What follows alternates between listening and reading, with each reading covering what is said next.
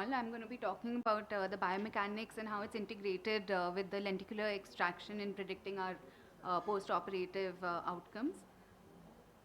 So this is a brief set of what I'm going to be talking about today, coming a little on the introduction and a couple of scenarios that we see in day-to-day operative basis, where a case 1 with a similar corneal topography, similar refractive error patient undergoes a CLEX procedure, and then we see that on the post-operative day 1, both of them have clear corneas and a good visual acuity. One has a wow effect and the second one does not have a wow effect. So we wonder that why is there a variability in this visual outcome?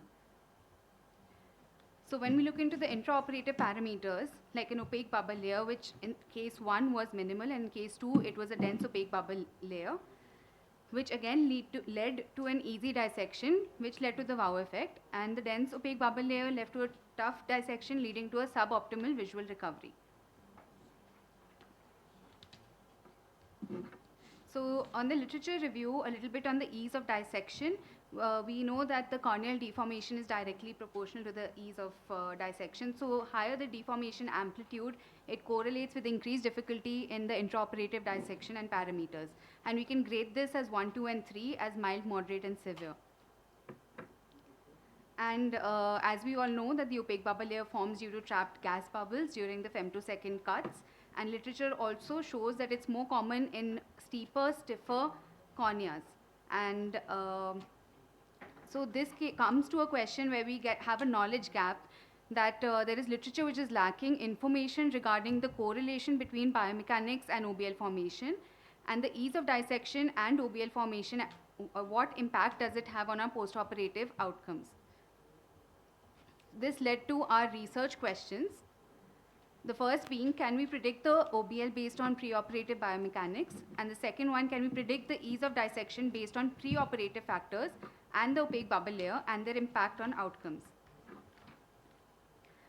So this was our workflow that we did. It was a prospective interventional study at Narayana Netralaya. 150 eyes undergoing lenticular extraction were evaluated.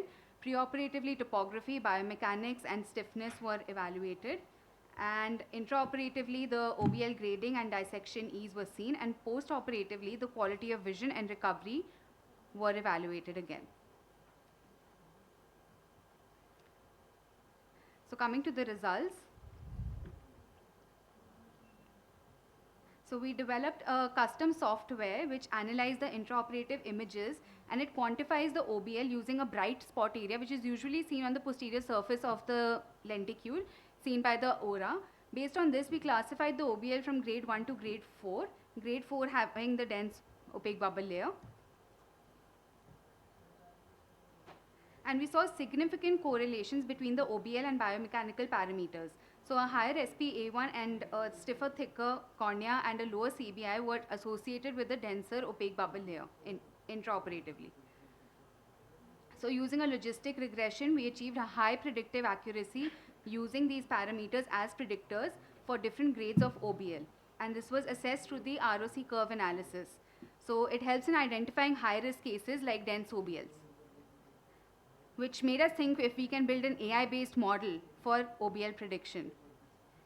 So where we can input features used in a random forest model, like the pentacam corvus, acusimics, lenticule, OBL, the BAD-D values, ease of dissection, everything we put into this to predict the ease of dissection during the lenticule extraction. So it's a machine learning algorithm which we fed the model with the input data, and it generates your multiple trees to give the results. So this confusion matrix, it shows how our model predicted the ease of dissection. Overall, we see a very high predictive accuracy for the moderate dissection, which is 89.7%.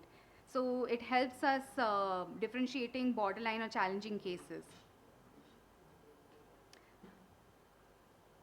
And also the scatter diagram, it illustrates a positive correlation between the opaque bubble layer formation and the toughness of the anterior dissection, where the correlation factor is 0.65.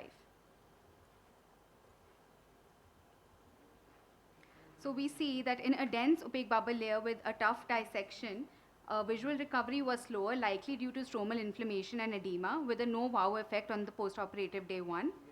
And in contrast, if we see a minimal opaque bubble layer with loose dissection, it results in a faster healing process and better clarity as by the post-operative day 1, where we can get the desirable effects.